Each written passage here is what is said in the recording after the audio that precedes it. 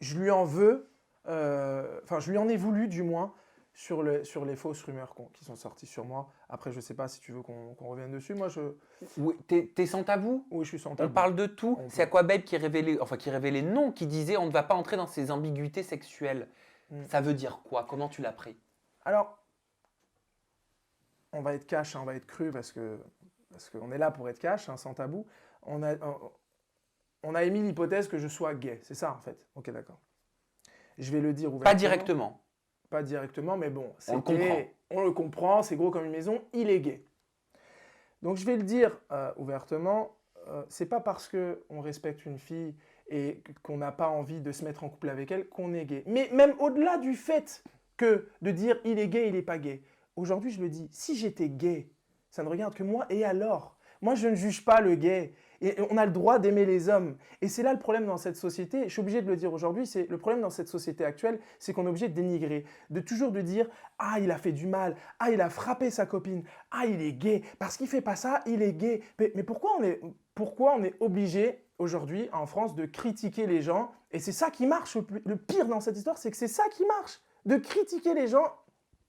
Pardon, et de leur faire du mal, ou d'essayer de leur faire du mal. Et j'ai remarqué que plus tu vas faire du mal à quelqu'un, plus tu vas dire ouais il a fait ça, il a fait ça.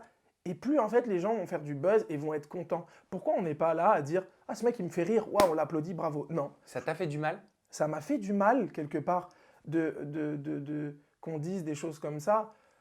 Après, moi je sais que je ne suis pas gay, mais je n'ai rien contre les gays et voilà, c'est pas. Je respecte, j'ai pas de jugement, mais ça m'a fait du mal quelque part à moi. Mais au-delà de ça, ça m'a fait du mal parce que, comme j'ai dit, j'ai beaucoup de valeurs, de principes par rapport à mes parents. C'est-à-dire que moi, demain, je rentre chez moi, je ne peux pas croiser mon père et qu'il entende des trucs comme ça sur moi, genre t'es un michto, genre tu prends 30 000 euros, avec les valeurs qu'il m'a impliquées. J'ai grandi dans le respect, il m'a bien éduqué, et genre il entend ça, il se dit mais mon fils, mais c'est pas possible. Donc c'est ça moi qui m'a le plus blessé quand j'ai vu tout ce qu'elle a dit, c'est ça. En fait j'ai pensé tout de suite à mes parents. En parlant des parents, justement, est-ce que tu en as parlé avec Mélanite? C'est sa mère, hein, Amel, qui disait tu vas pas être déprimé pour un plagiste, un hypocrite, il est moche comme son chien, lui, il est moche de l'intérieur et son chien, il est moche de l'extérieur.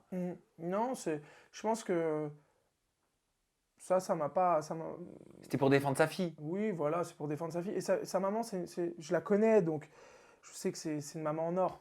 Ah, c'est une gentille Mais femme. oui, elle ferait tout pour sa fille. Maintenant, si elle a dit ça, j'y attache pas trop d'importance parce que je sais que sa mère, c'est quelqu'un d'extraordinaire.